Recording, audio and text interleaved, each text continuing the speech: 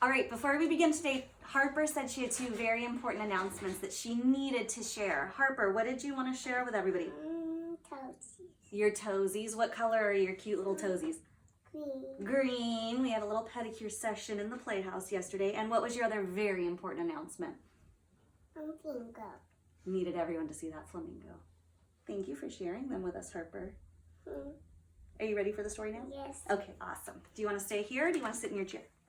Sit in mine. Okay, sounds good. All right, today we are reading a version of Goldilocks and the Three Bears. This is retold and illustrated by James Marshall. He is an awesome children's author. He wrote one of my very favorite books from when I was a little girl called Miss Nelson is Missing. We'll have to read that one sometime too. This is Goldilocks and the Three Bears.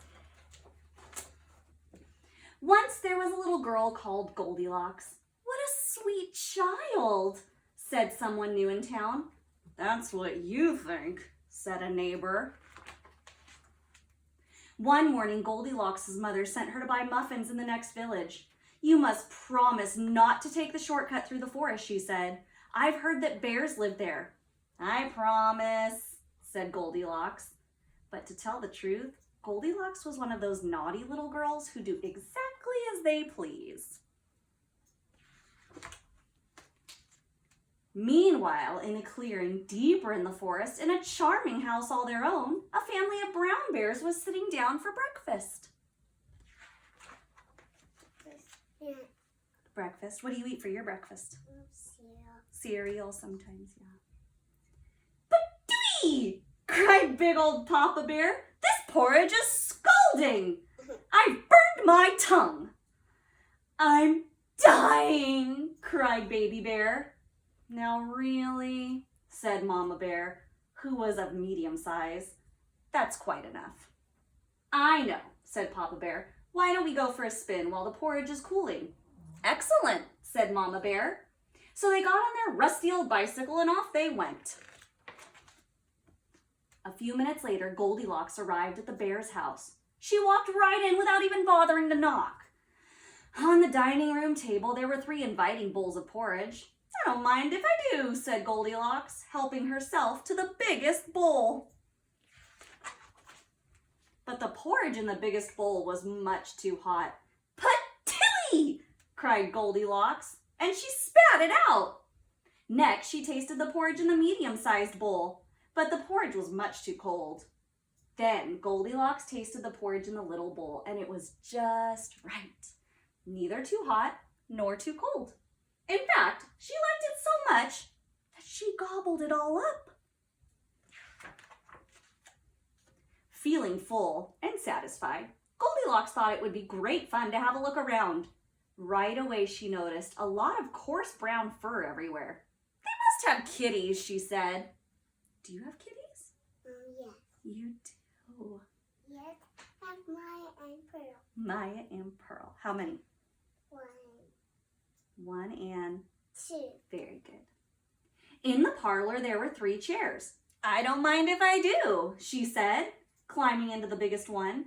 But the biggest chair was much too hard, and she just couldn't get comfortable. Next, she sat in the medium-sized chair, but that chair was much too soft, and she thought she might never get out of it. Then Goldilocks sat in the little chair, and that was just right. Neither too hard nor too soft. In fact, she liked it so much that she rocked and rocked until the chair fell completely to pieces. Now, all of that rocking left Goldilocks quite tuckered out. I could take a little snooze, she said. So she went to look for a comfy place to nap. Upstairs were 3 beds. I don't mind if I do, said Goldilocks, and she got into the biggest one. But the head of the biggest bed was much too high. Next, she tried the medium-sized bed, but the head of that bed was much too low. Then Goldilocks tried the little bed, and it was just right. Soon, she was all nice and cozy and sound asleep. She did not hear the bears come home.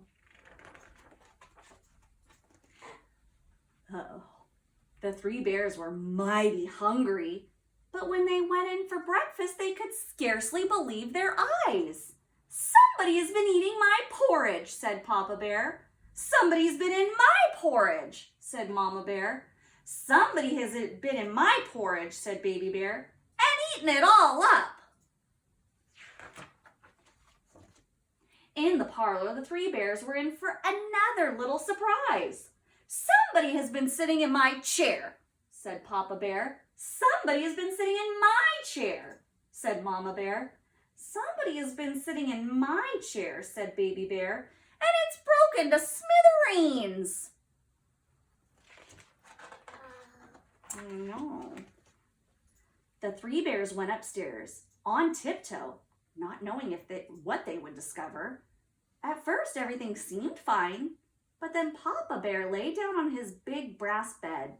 "Somebody has been laying in my bed," he cried, and he was not amused.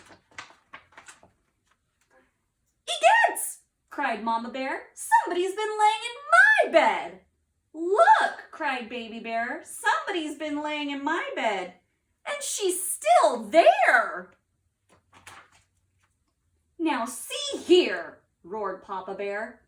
Goldilocks woke with a start, and her eyes nearly popped out of her head.